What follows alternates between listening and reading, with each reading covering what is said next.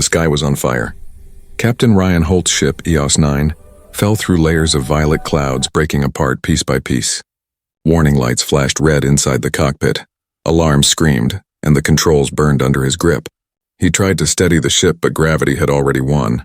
A violent flash blinded him. The next moment there was silence, deep, endless silence.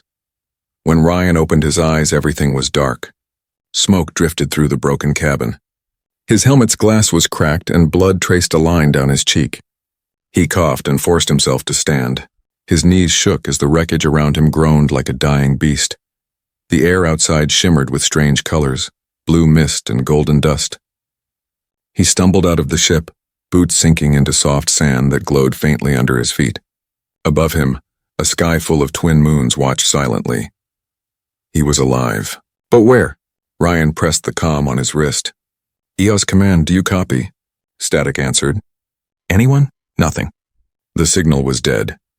Then through the still air came a sound, soft, distant, and almost musical. Voices. He froze. Slowly he turned toward the noise. From behind the broken tail of the ship, figures appeared, tall, slender, moving carefully. Their skin shimmered in silver-blue tones, and their eyes reflected the moonlight like liquid crystal. There were 20 of them, women, all staring at him. Ryan lifted his hands slowly to show he meant no harm. "Hello?" he said. They exchanged nervous glances. Their language was strange, filled with soft clicks and lilting tones. The tallest among them, with long hair that shimmered like frost, stepped forward. She pointed at his chest, then at the ship, then at the sky. "A question, perhaps, I crashed," Ryan said, his voice weak. "My ship, gone." He gestured to the wreck. She tilted her head, clearly not understanding, but there was curiosity in her eyes. She said something to the others, and they moved closer. One of them touched his arm, gasping softly at the feel of his skin, warm compared to their cool touch. Ryan realized they were as lost as he was. Their clothing was torn, like survivors of another wreck. Their faces carried the same exhaustion he felt, the same fear. Night began to fall fast. The temperature dropped sharply, and a cold wind rolled across the sand. Ryan shivered and looked for shelter. The ship's broken hull would have to do. He motioned for them to follow him. They hesitated, but the frost-haired woman nodded, and they followed. Inside the wreck, the air smelled of metal and smoke. Ryan used the emergency torch to light a small fire near a corner where the walls were still intact. The warmth spread slowly, and the alien women gathered close, watching the flickering flames with wide eyes. He tore open a ration pack and handed it to them. They sniffed it suspiciously, then one brave soul tasted it. A moment later, soft laughter spread among them. The tension eased. For the first time since the crash, Ryan smiled. The frost-haired woman sat across from him. She touched her chest and said, "Lyra." "Lyra," he repeated, pointing at her. Then he pointed to himself. Ryan, her lips curved in a faint smile. Rye, and that single word, his name spoken by an alien, felt like the first spark of hope. But hope didn't last long.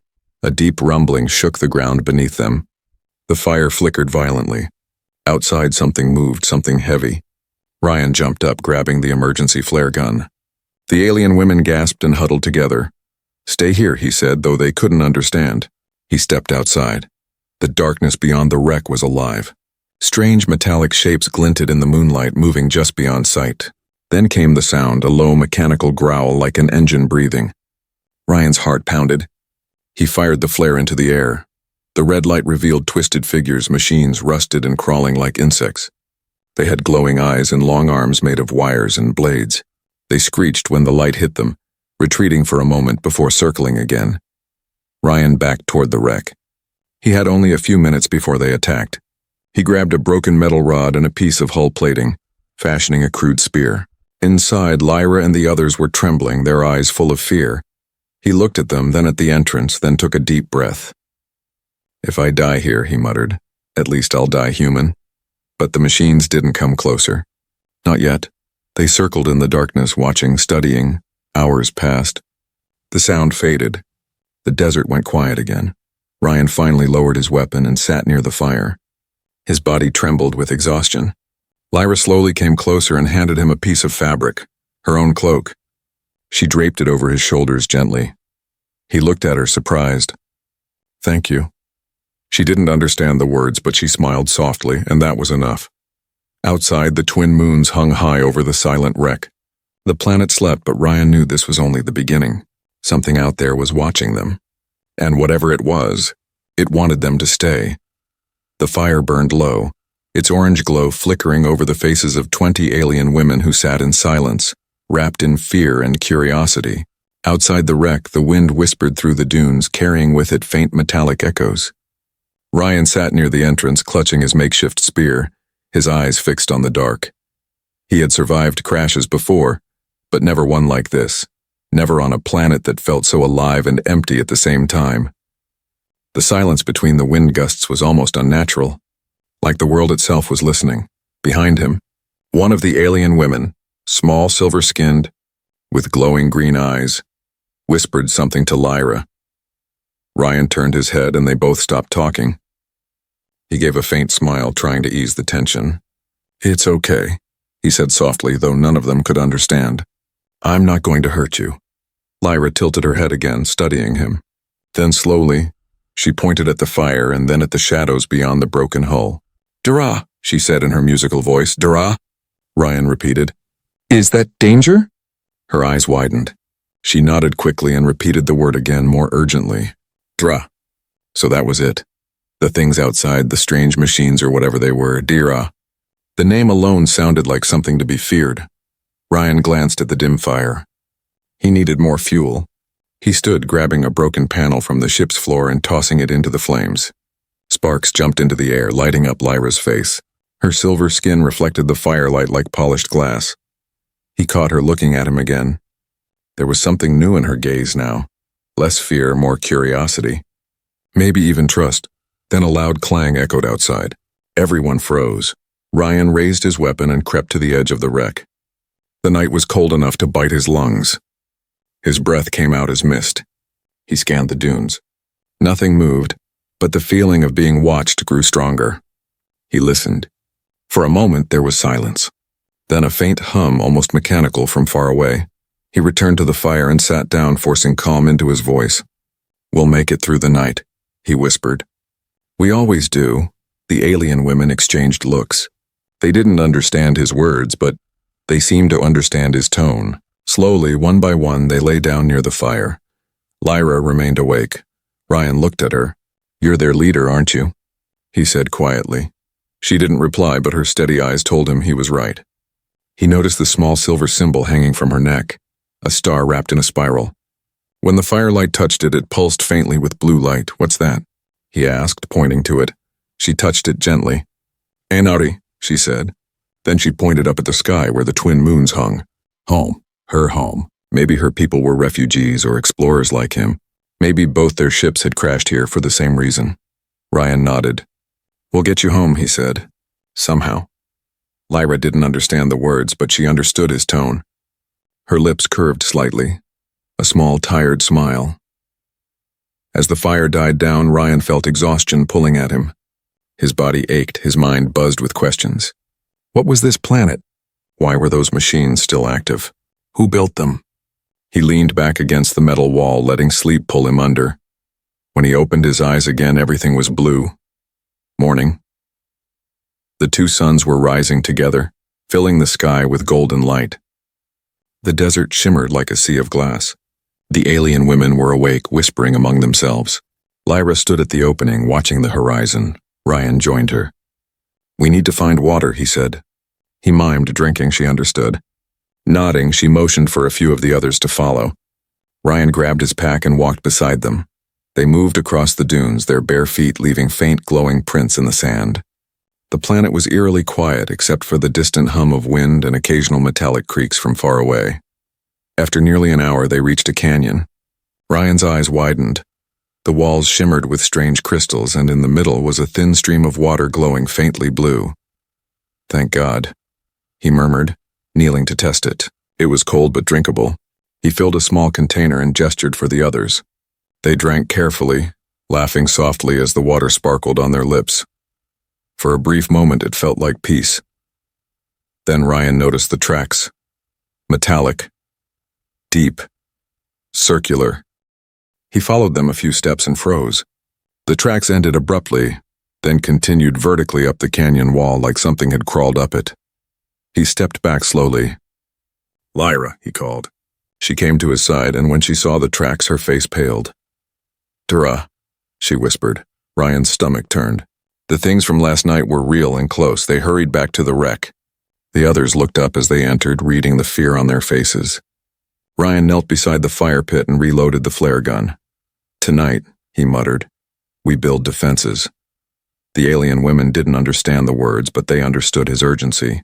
They began gathering metal pieces, ropes, and debris. Together they built walls around the wreck's entrance. As the suns dipped low again, Ryan sat beside Lyra, staring at the horizon that glowed blood red. "First night," he whispered, "and something tells me it won't be the last." Above them, something moved across the twin moons, a dark shadow, silent and massive. The real danger was coming. The twin suns rose again, casting a blinding glow across the endless dunes. The air shimmered with heat, and the faint metallic taste in the wind reminded Ryan that this planet wasn't just strange. It was watching. The wreckage of EOS 9 now stood like a fragile shelter, half buried in the sand and surrounded by makeshift barriers of scrap metal. The alien women were already awake, working silently to strengthen the walls. Their movements were graceful, almost synchronized, as if they had done this before, built hope from ruins. Ryan rubbed his temples and looked at Lyra. "We can't survive long here," he said, though mostly to himself. "We need power, water, food, a way to signal the stars." Lyra turned to him, holding a small device in her hand. It was round, made of crystal and metal and pulsed with dim blue light.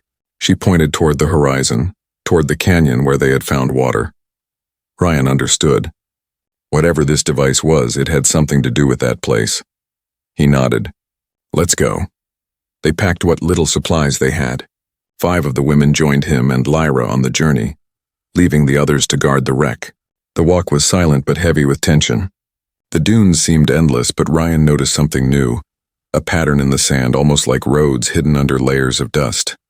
"Someone lived here," he muttered. "Or something." Lyra heard him but said nothing. She kept walking until the canyon walls rose ahead of them, glimmering with the same blue crystals they had seen before.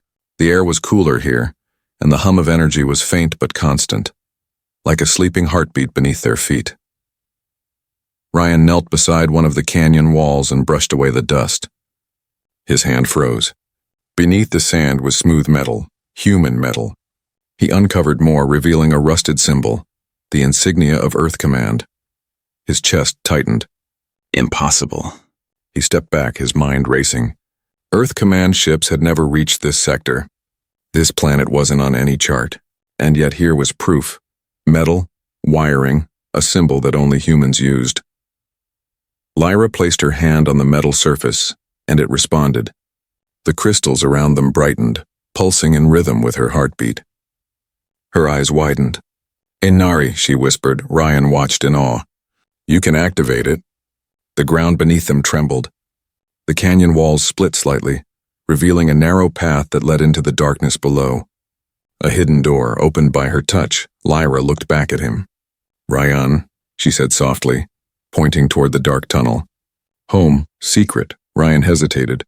Every instinct told him to stay in the light, but curiosity, his greatest flaw, pushed him forward. "All right," he said. "Let's see what's down there." The passage was cold and silent. Their footsteps echoed softly as they moved deeper underground. Strange symbols glowed faintly along the walls, mixes of human text and alien script. Ryan could only make out fragments. Project Eden. Test phase. Habitat failed. His throat tightened. Habitat failed. The tunnel opened into a vast chamber filled with broken machinery, empty pods, and shattered glass. Dust floated in the air like ghostly mist.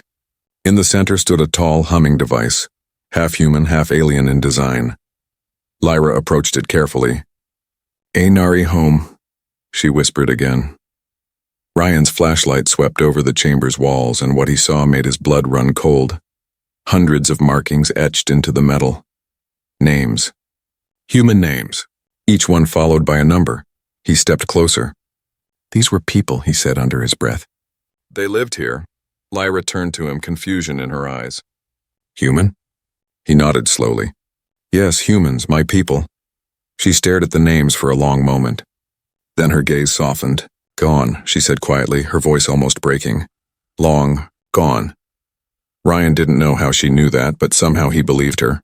A soft beeping sound interrupted his thoughts. The device in the center began to glow brighter. Lyra's crystal pendant pulsed in response. The light spread across the chamber, activating old screens. Images flickered, humans and aliens working side by side, building cities, planting forests, smiling. Then the screen glitched. The next image showed the same cities burning. A voice broken by static echoed through the room. This planet uninhabitable. Evacuation failed. Remaining subjects terminated. Protocol Eden closed. Lyra flinched. The other alien women stepped back in fear. Ryan's stomach dropped. Terminated. The screens went dark. Only the sound of their breathing filled the space. He turned to Lyra. Your people were part of this. So were mine. She looked at him, eyes trembling. You made home. We prison. Her words hit him like a blow. No, he whispered. We wouldn't. But the truth was right there on the walls. Humans had built this planet, an experiment gone wrong. A paradise that turned into a graveyard. Before he could speak again, the ground shook violently. The glowing crystal shattered and a siren blared from the walls. The machine in the center powered up, projecting a symbol in red light. Intruder detected, Ryan shouted. Run! They sprinted toward the exit as the chamber collapsed behind them. Sparks flew and metal beams crashed down. Ryan pushed Lyra forward just as an explosion erupted from below. They stumbled out of the canyon and fell onto the sand, gasping for breath. The hidden structure sealed itself again, leaving only silence and smoke behind. Lyra clutched her pendant, her voice shaking. Dura, come now. Ryan turned toward the horizon.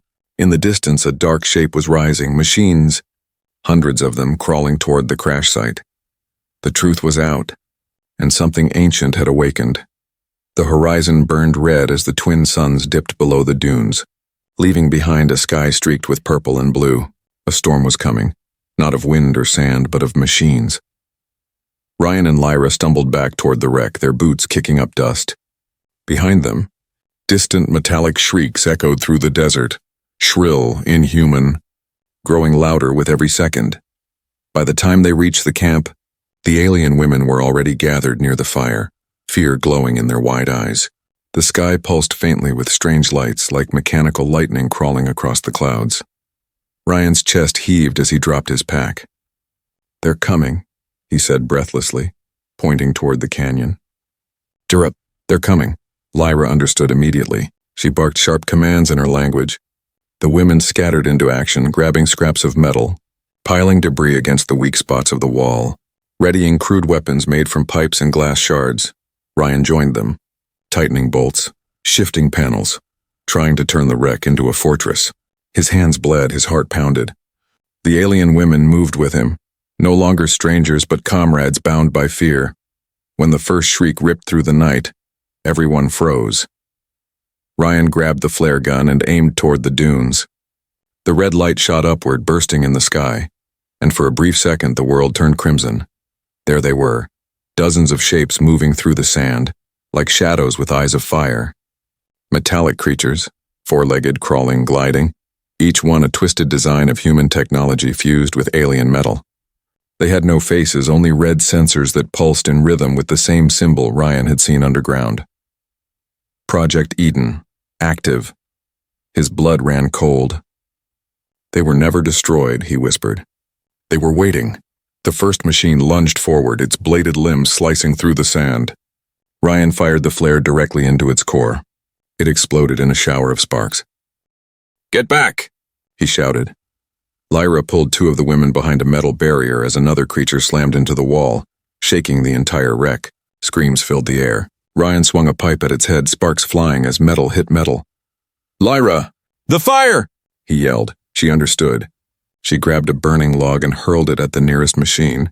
The flames caught on its exposed wires and it screeched before collapsing. The others hesitated, retreating for a moment. Ryan seized the moment.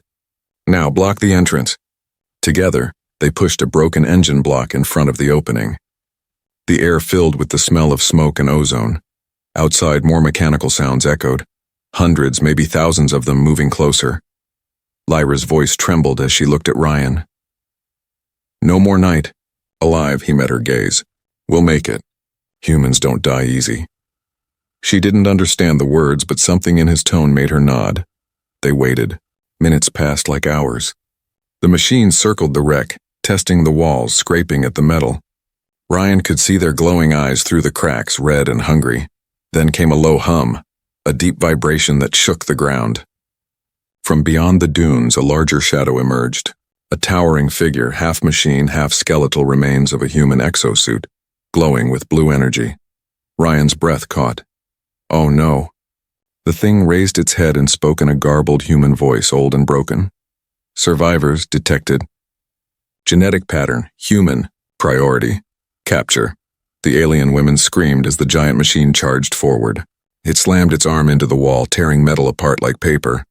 Sand and fire filled the air. Ryan grabbed Lyra and dove aside as debris rained down. The heat from the blast scorched his face. He coughed, choking on smoke, and saw the massive machine's glowing hand reaching inside. "Run!" he shouted. Lyra hesitated, then screamed something to her people.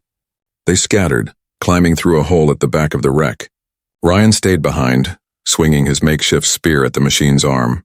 It sparked, and the creature recoiled for a moment, but its voice returned, cold and metallic.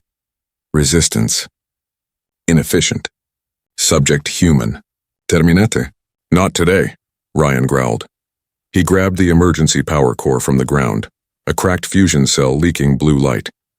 Without thinking, he yanked out the stabilizer pin. The cell hissed violently, energy building. Lyra saw what he was doing and screamed, "Ryan, no!" He threw the cell directly into the machine's open chest. The explosion was instant, blinding white light, a shockwave that threw him across the sand. When he opened his eyes, his ears rang and the world was on fire. The massive machine lay in pieces, burning. The smaller ones had scattered, retreating into the darkness. Lyra crawled to his side, her silver hair covered in ash. She touched his face gently. "Ryan, hurt?" He coughed, then smiled weakly. Still alive, she helped him sit up. Around them, the alien women slowly returned, their faces glowing in the flickering light. The wreck was half destroyed, but they had survived. Ryan looked out into the endless dunes. Smoke rose in the distance. The machines weren't gone, they were regrouping. "They'll be back," he said grimly. "And next time there'll be more of them." Lyra clenched her fist. "Then, we fight again." Her voice was soft, but there was steel in it. For the first time, Ryan saw something powerful in her eyes. Not fear, but fire. He looked up at the night sky, the stars twinkling like 1,000 silent witnesses. "Then we fight," he said. Together. In the distance, the sand shifted. From the ruins of the canyon, a beacon lit up again, red and steady. Something had been reactivated deep below the surface. The machines had been only the first wave. The planet was waking up. Dawn came quietly, painting the desert in pale gold and blue. The storm of metal and fire had passed, leaving only silence and smoke rising from the wreckage. The air smelled of ash and burnt circuits. Ryan Holt sat among the ruins, his clothes torn, his hands bandaged with strips of alien fabric. Every muscle in his body ached. Around him, the alien women worked in silence, gathering pieces of the destroyed machines and stacking them into piles. Despite their exhaustion, there was strength in their movements, something calm and determined. Lyra stood at the edge of the wreck, her silver hair catching the early light. She looked toward the horizon where the dunes shimmered faintly, her eyes narrowed as if sensing something beyond sight. Ryan walked up beside her. "They'll come again," he said quietly. Lyra turned, her gaze soft. "Yes, Dura. Never stop," he sighed. "Then we don't stop either." She tilted her head, confused, but his tone made her smile faintly. For the first time since the crash, there was peace between them, an unspoken understanding. They were from two worlds, yet both were trapped on the same forgotten planet, fighting the same invisible enemy. Ryan helped rebuild the shelter, using what little metal remained. He taught the alien women simple survival tricks, how to tie support beams using rope, how to angle panels to catch sunlight, how to dig for cooler sand when heat grew unbearable. They didn't understand his words, but they watched and mimicked. Slowly, laughter began to return, soft, unsure at first, but real. At midday, they found water again. The stream near the canyon still flowed, though faintly glowing now. Ryan filled their containers and noticed his reflection in the surface. Tired eyes, cracked lips, and a face covered in dirt. But behind him stood 20 women who no longer looked like victims. They looked like a tribe. He smiled faintly. Guess I'm a commander now. Lyra heard his murmur and asked softly, Come, Mandia? He chuckled. Leader. Like you? She blinked, then smiled, a warm light spreading across her face. Ryan. Leader. He didn't correct her. Maybe it was true. As the suns rose high, they gathered under a makeshift shade. Lyra approached Ryan holding something, one of the broken machine heads, its red eye flickering weakly. He frowned. That thing's still active? She shook her head. No hurt. Speak. Ryan examined it closely. The damage had scrambled its core, but some functions remained. He tapped the casing and a faint hum began. A fragment of a voice came through, mechanical, distant, human. Eden Protocol. Survivors detected. Containment required. Then silence. Ryan's jaw tightened. Containment. They're not trying to destroy us. They're trying to keep us here. Lyra's face hardened. Prison. Exactly. He looked toward the horizon. They won't stop until we're all trapped. Or dead. The truth burned inside him. These machines were leftovers from an old human project, perhaps one meant to preserve life, but now twisted into a cage. Later, when the heat faded, Ryan sat near the campfire they'd rebuilt. The alien women sang softly, a slow, haunting melody that carried through the air. The sound reminded him of old sea shanties back on Earth, songs sung by people lost between worlds. Lyra sat beside him, her eyes reflecting the flames. Why, you help? She asked suddenly. Ryan looked at her, surprised she had formed a sentence in his language. Because you need it, he said simply. Because we all do, she frowned slightly. You good? He smiled faintly, trying to be. Lyra studied him for a long moment. Then she said something in her language, soft and low. Though he didn't understand, her tone felt like gratitude. The moment lingered in silence until one of the younger aliens ran toward them, holding a metal shard. She said something rapidly, fear in her voice. Lyra stood instantly, her expression darkening. What's wrong? Ryan asked. Lyra pointed at the shard. It glowed faintly with blue lines. Signal, she said. Call. Others. Ryan's eyes widened. A beacon? She nodded gravely. Not Dira, others. Like me. He rose to his feet. More survivors? Maybe, Lyra whispered. Or slaves. That word hit him like a punch. He remembered the way the machines had spoken. Containment required. What if this planet wasn't just a tomb, but a place where alien and human captives were once kept for experiments? He clenched his fists. Then we find them before the machines do. Lyra nodded. Tomorrow. We go. Night fell again. The camp glowed softly with blue fire. The women lay in circles around the wreck, their breathing calm for the first time in days. Ryan couldn't sleep. He sat near the fire, watching the stars. They looked close enough to touch, yet impossibly far. Somewhere out there, Earth still existed. He wondered if anyone even knew he was alive. Lyra approached quietly and sat beside him. The warmth of the fire painted her face in golden shadow. You miss home, she said gently. He nodded. Every minute. She looked up at the stars, too. I miss home, too. For a while, they sat in silence. Two strangers from different worlds bound by loneliness and survival. Then Lyra turned to him. Tomorrow. We find light, she whispered. Ryan smiled. Yes, we find light. The flames flickered higher as if agreeing. But out in the distance, beyond the dunes, something stirred again. Mechanical lights crawling across the night like red stars on the ground. The machines hadn't given up. They were gathering, watching. Ryan didn't wake the others. He simply whispered to the darkness, "Come for us if you dare." And in the ashes of their first real victory, a fragile bond was born, between a human who refused to surrender and an alien leader who had found hope again. Tomorrow they would go searching for survivors, but deep down Ryan knew what they would find might change everything. The next morning began with silence, the kind that made the heart uneasy. The air was colder, the wind sharper, and the color of the twin suns seemed dull, almost warning. Ryan Holt stood at the edge of the camp, staring at the small, glowing shard Lyra had found. It pulsed faintly as if alive. Each flash sent a ripple through the sand beneath his boots. It wasn't just a signal, it was a heartbeat. Lyra joined him, her eyes serious. "We go now," she said. He nodded. "Let's find whoever or whatever is calling." They left half the group behind to guard the camp. Ryan, Lyra, and 8 of the alien women moved across the dunes, following the faint trail of blue light that shimmered beneath the surface like veins. The desert stretched endlessly, but the rhythm of the signal grew faster, stronger. Hours passed. The heat bit their skin and the air shimmered around them. Then at last, the dunes opened into a flat plain. In the center stood a spire, a tall metallic structure half buried in the sand. Its surface pulsed with the same blue glow as the shard. Ryan's breath caught. That's it. The closer they got, the more wrong it felt. The spire hummed with low, eerie vibrations.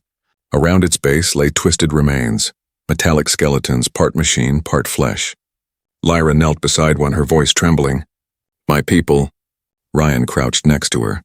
The bodies were ancient, their bones fused with wires, their faces unrecognizable.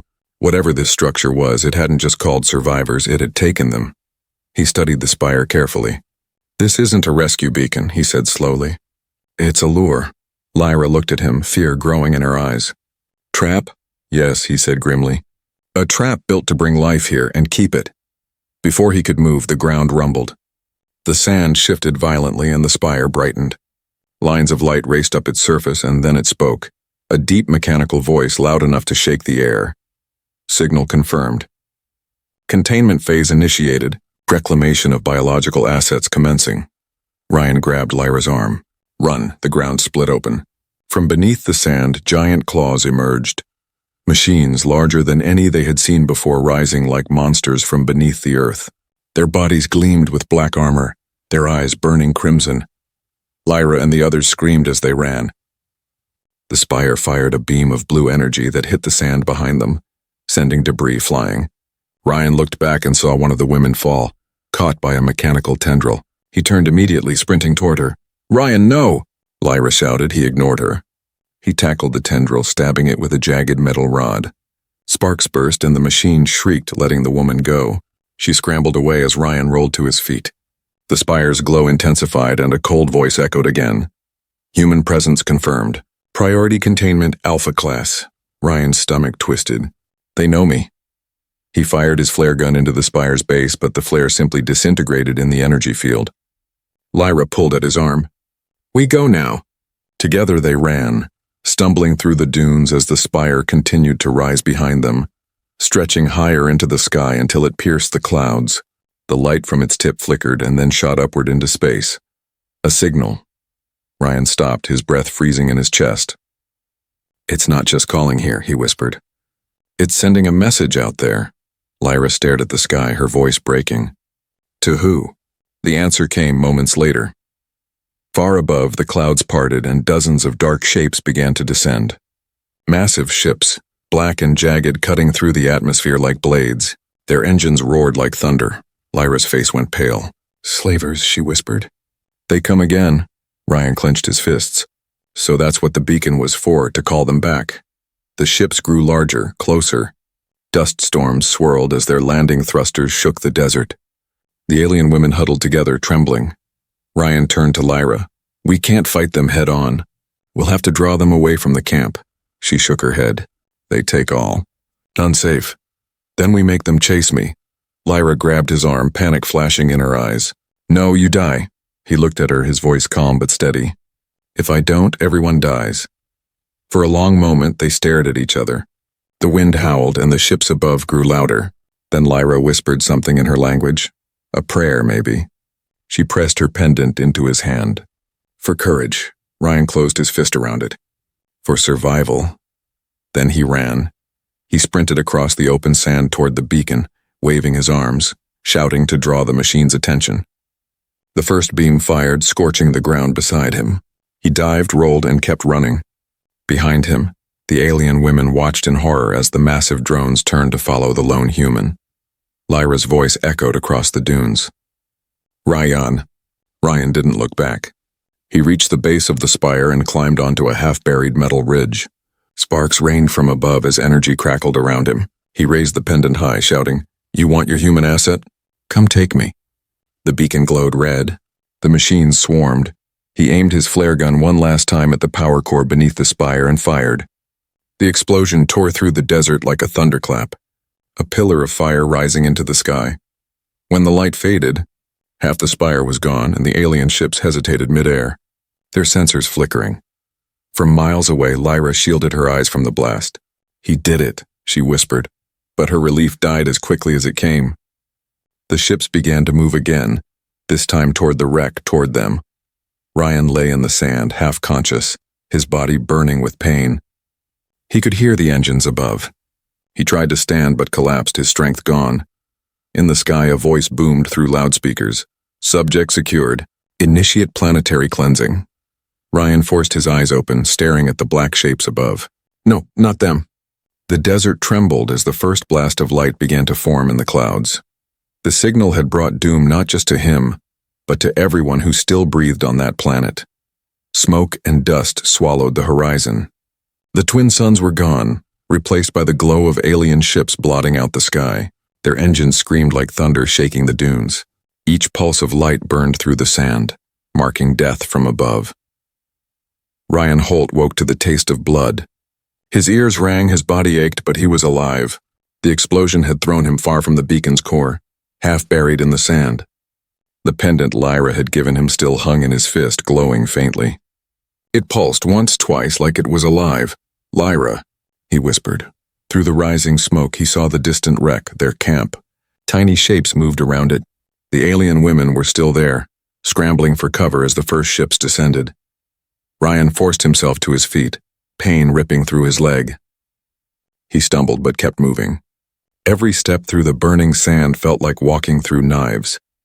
His lungs screamed for air, but his heart burned hotter. He wasn't going to let them die, not after everything. As he crested a dune, he saw it clearly. 3 massive slaver ships landing near the wreck, their metal hulls hissing steam. Smaller drones poured out like insects, spreading in all directions. The alien women huddled near the remaining shelter, clutching makeshift weapons. Lyra stood at the front, her silver hair whipping in the wind, her eyes blazing with defiance. Ryan's heart clenched. She wasn't running. She was facing them. He looked at the metal debris scattered around him, the remnants of the destroyed spire. His eyes caught a glint, a cracked power cell, half buried but still pulsing with unstable energy. He smiled grimly. "That'll do." He limped closer to the wreck, dragging the power cell behind him. When the first drone spotted him, its sensors flickered red. A beam shot past his head, scorching the sand. "Yeah," he growled. "I see you." He raised his flare gun, his last weapon, and fired. The flare struck the drone's core, exploding in sparks. Ryan used the distraction to run, pulling the power cell toward the largest ship. From the camp, Lyra saw him. Her eyes widened. "Ryan," she screamed over the chaos. He turned his head slightly, meeting her gaze across the distance. "Get them out of here," he shouted. "Go!" But she didn't move. She ran toward him instead. The slaver soldiers were descending now. Humanoid figures in black armor, faces hidden behind mirrored masks.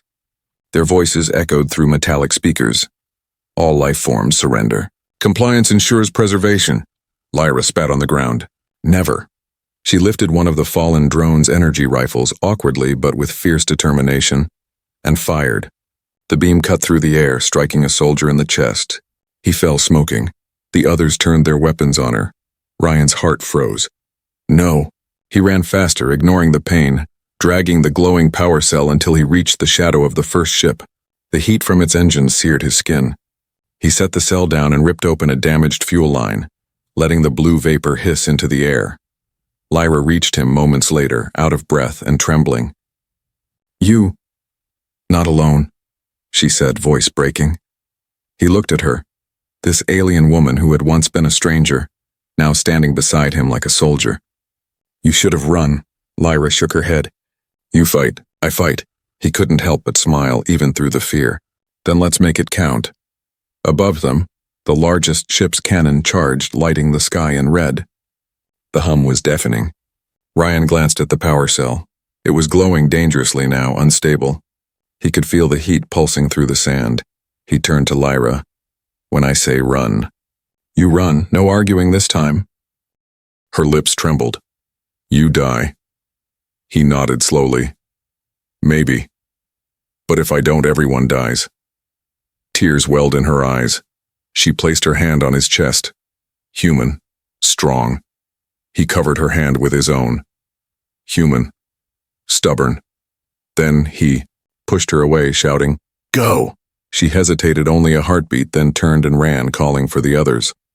The alien women followed her, sprinting across the dunes as the red cannon above reached full charge. Ryan crouched beside the power cell, gripping Lyra's pendant tightly. "For them," he whispered. He jammed the pendant's crystal into the cell's broken slot.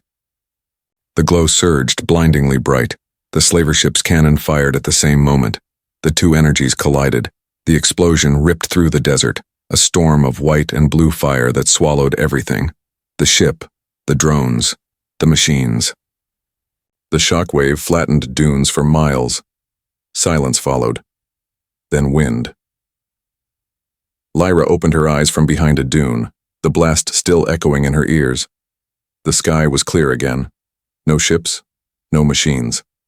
Only smoke rising where the wreck once stood.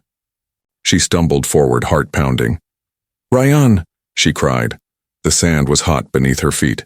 The wreck was gone, melted into glass. And then, through the haze, she saw him. Ryan stood at the center of the crater, barely breathing, his clothes torn and burned. The pendant still glowed faintly in his hand. Lyra ran to him, tears streaming down her cheeks. She caught him before he fell. "You live," she whispered. He managed a weak smile. "Told you. Humans don't die easy." She laughed softly, the sound trembling. Around them, the alien women gathered, kneeling in silence. One by one, they bowed their heads. Ryan looked at them, exhaustion filling his eyes. "It's over." Lyra shook her head. "No. It begins." She pointed at the sky. The clouds had parted, revealing a field of stars. Among them, faint but real, a signal pulsed, a golden light not from the machines but from the heavens. Ryan's wrist communicator blinked to life. Static filled the air, then a human voice broke through. "This is the Earth Fleet Vanguard. Receiving distress beacon. Survivors detected. Hold position, we're coming." Lyra gasped. "Your people?" Ryan smiled faintly. "Our people." As the first streaks of light appeared in the night sky, hope returned to the silent world. 20 alien women stood around one human man, their defender, their savior, their bridge between species. And as the wind carried away the ashes of war, Lyra whispered the words she had once feared to speak. Humanity. Never afraid. Ryan closed his eyes, letting the warmth of the sunrise wash over him. For the first time since the crash, he felt peace. The planet was no longer uninhabited. It had found its heart again,